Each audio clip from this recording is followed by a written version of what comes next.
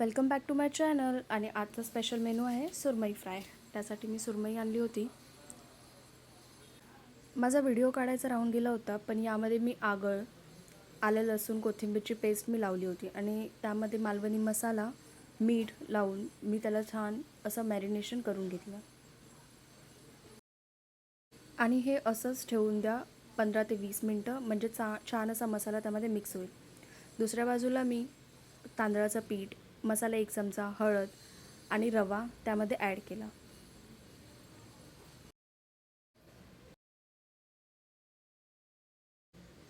आता सुरमई आपण दोन्ही बाजूने साईडच्या कडेने पूर्ण रवा लावून घेऊ.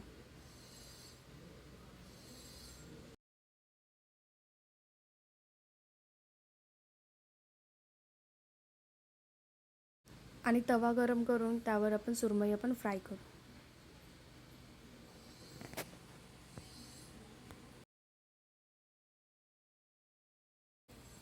दोन्ही बाजूने सुरमई आपण छान अशी भाजून घेऊ.